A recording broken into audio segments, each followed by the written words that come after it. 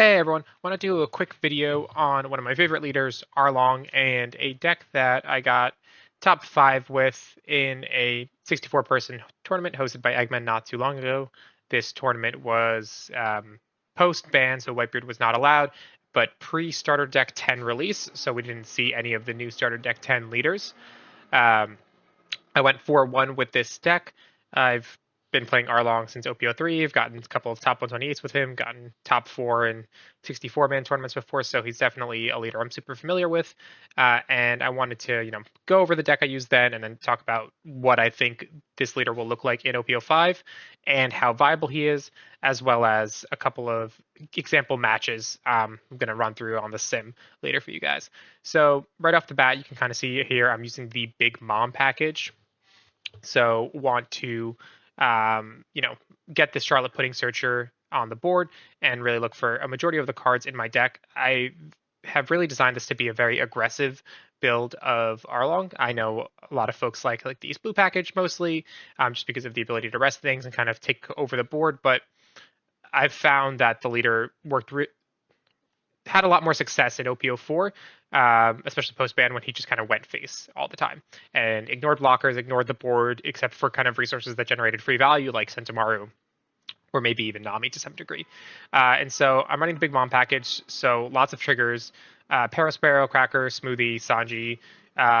One card that I think folks might be surprised by is Law, and so I think the way that I use this card is, an ideal curve might be turn one, I'm going first. This is a deck that likes to go first. So turn one, I'm playing Pudding.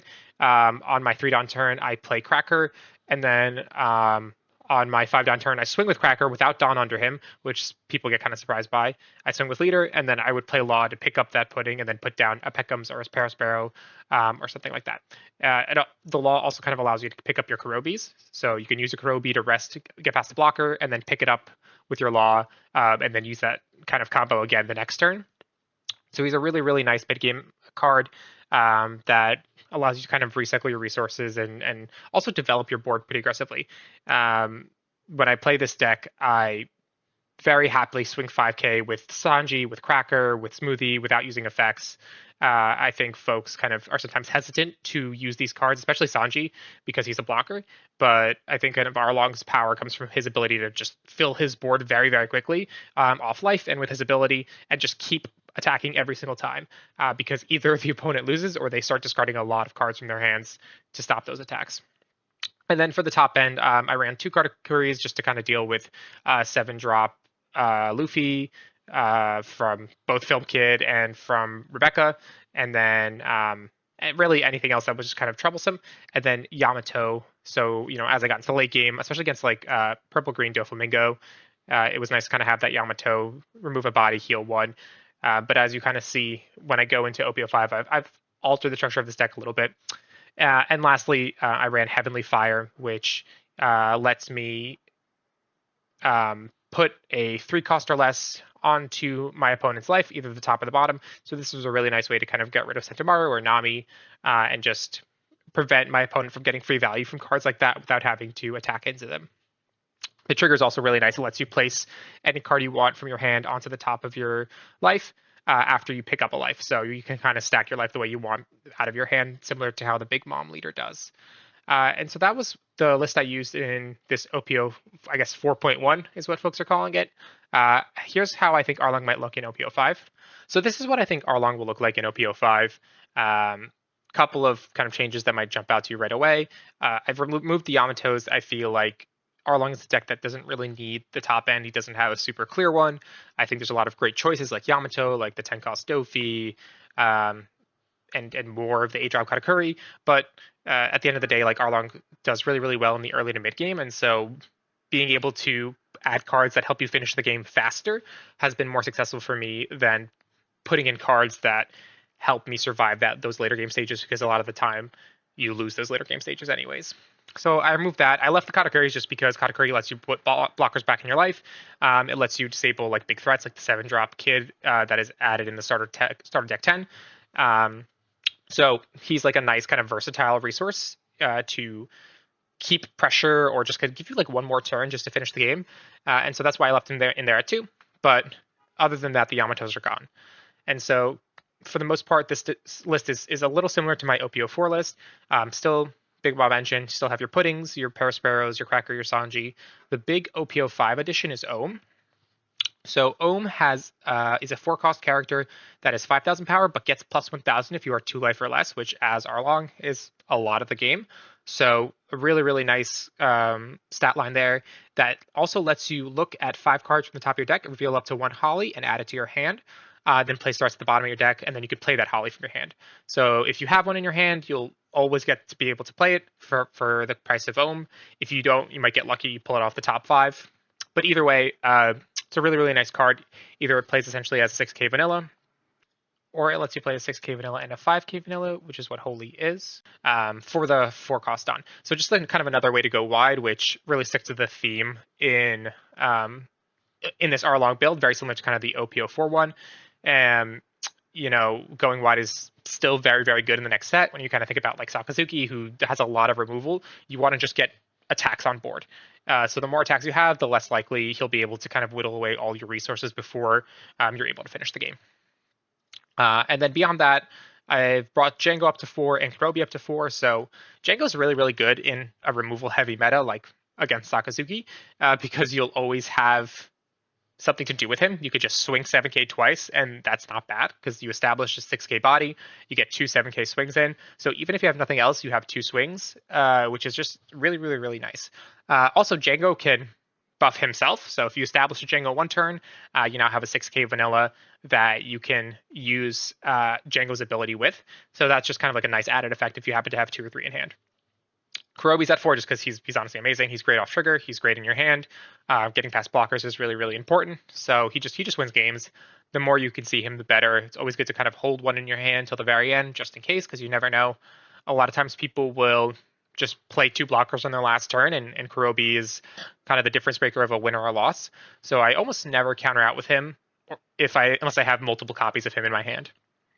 And then lastly, I brought Law back up to 4. And so similarly, I think the way that I play this deck is I go first. I'll try to get Pudding on the board. I'll try to play Cracker or Sanji on my 3-down turn. And then on my 5-down turn, I'm either swinging and playing Ohm, or I'm swinging and playing Law to try to get Holly or Parasparrow on the board to replace that Pudding. So very similar playstyle, trying to go as wide as possible, trying to get as many attackers on the board and using them every single turn. Because really what I want to do is just, even if it's a 5k swing, I want you to, as the opponent, you're either throwing away a card every time I attack, or you're picking up your life. Because at the very end of the game, if you pick up all those cards, then I'll just play Django and double swing for 10k to try to go for game. So I have kind of like a lot of options to finish the game quickly, and that's really what I want to do.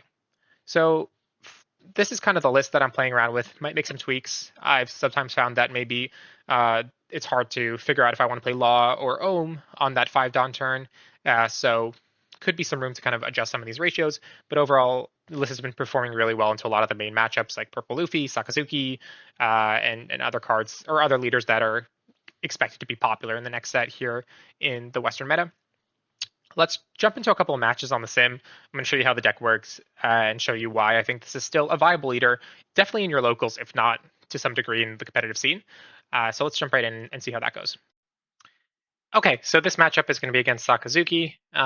Pretty popular deck going into the next meta, so a good example of how Arlong will, hold up against some of those meta decks.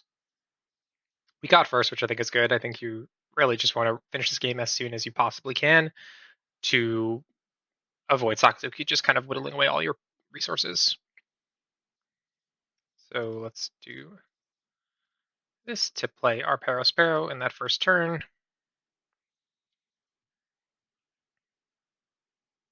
Seems like he got a trigger off life. It was the Houndblade, so that's back to hand. Honestly, not a horrible outcome because otherwise we would have he would have bottom decked that, which avoids the effect. So at least this way we can still get that Parasparrow effect.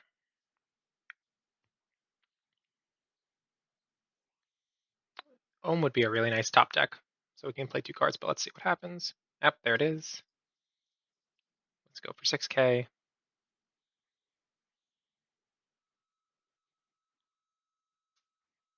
He blocks, 1k counters. No Holy to draw, but we have one in our hand. So that gives us 2 cards. We are kind of, I guess, susceptible to the Lucci here, but that would be a pretty big turn for him. He can get Holy to 2 with his ability, and then maybe play something to get Ohm to 1, but probably doesn't have enough downs to play Lucci after that. If these stick, that's a pretty big turn for us because then we can get 3 attacks in next turn. All right, so he drew 1 card with Great Eruption. All right, so that brings Ohm to 2. Sakazuki's ability can bring him to 1. Up there's Lucci.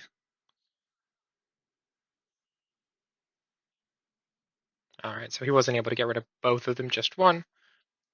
Not the end of the world, kind of something you expect in this matchup. Let's 2k here, just to keep our defenses strong. Okay. So we could do 6k, just to get an attack in. Want to try to go as wide as possible.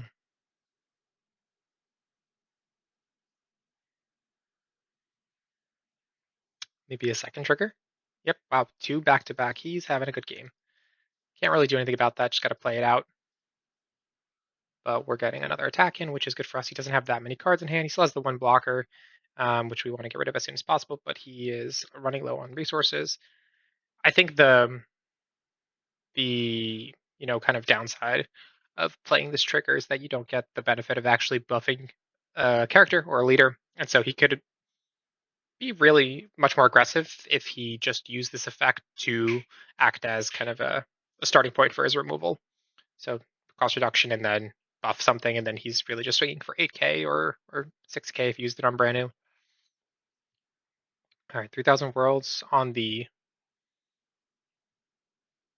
3,000 worlds on Sanji, which is surprising. I guess it's easier to remove Parasparrow. I was hoping for a trigger there, but nothing. Yep. There's the Lucci. Yep. So he bottom decks that Parasparrow.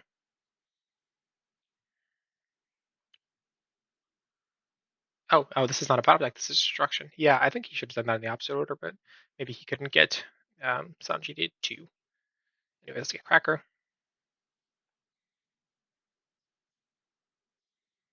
It's 2k here. So we actually have a pretty solid turn here. Play the Cracker. You will either block or take. Most likely take.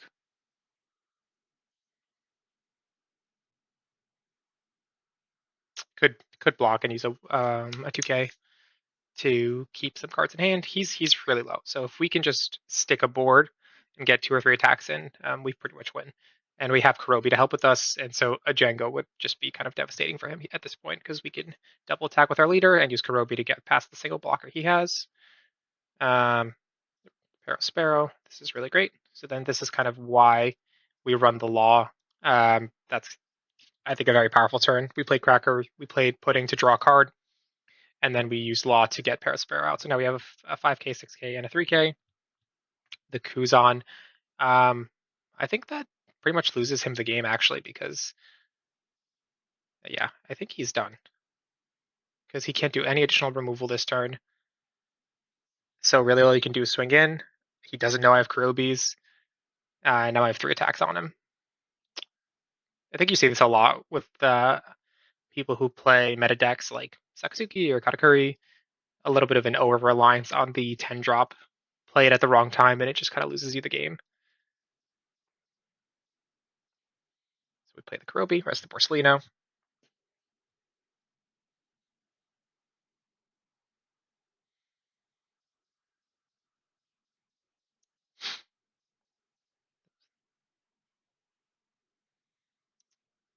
AK, not sure what that counter was about.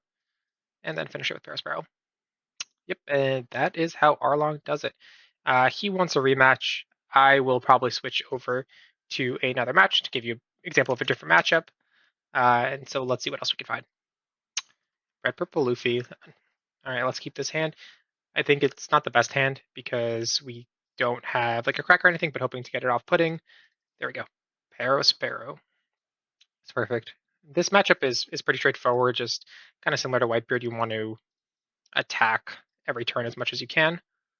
And sometimes even just going 6k into leader is more than enough. He's much more manageable than Whitebeard was, or will be back in OP05. So I think definitely much more favorable to Arlong. 0-0. Don't really need to worry about removing that. Well, we could with Groby, but I think it's better to save that for blockers. So let's do 6k here.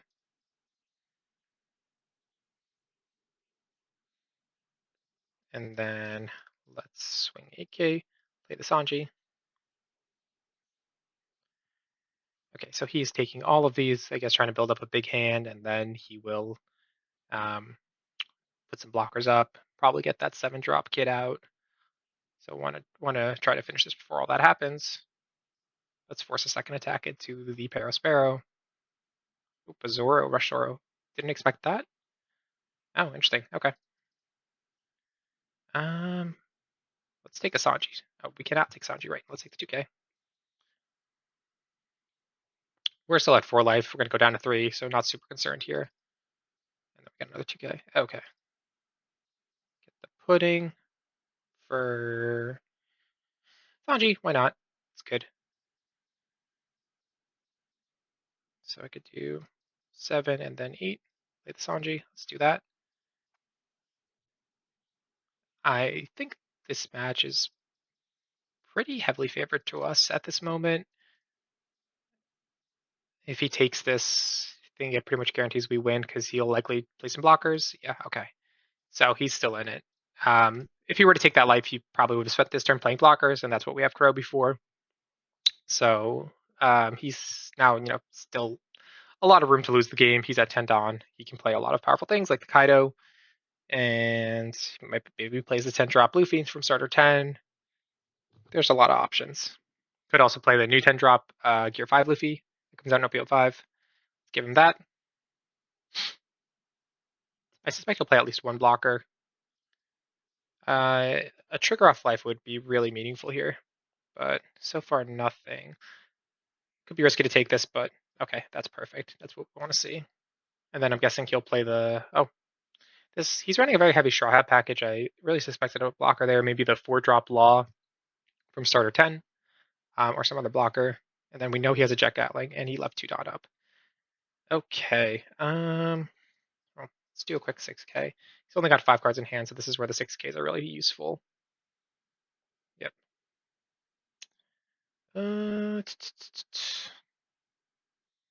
I think we want to go for survival here, so let's do 5 into Zoro.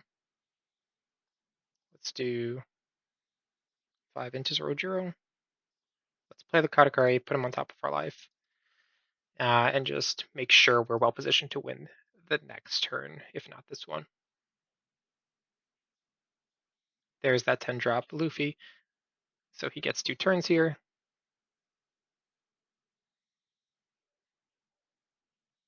So first he swings for 7. We'll take that.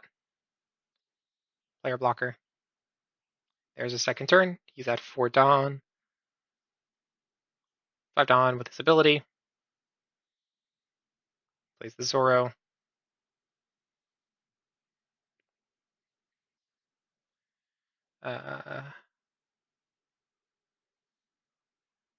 I'll give him the 2k just in case. I don't want. Yeah, I wasn't sure if he'd play like a 1-drop blocker. Okay, well, unnecessary, but just really cement the victory. This is why running for Groby is really, really good. And yep, I mean, let's just do 8k. He'll require 2 cards. We know he's the Jet Gatling, so he might use that here. Let's do 8k here. There's the other Jet Gatling, so now we can just do a 6k.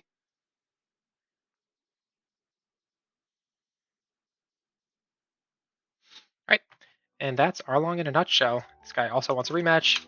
But yeah, if you guys have any questions, drop them in the comments.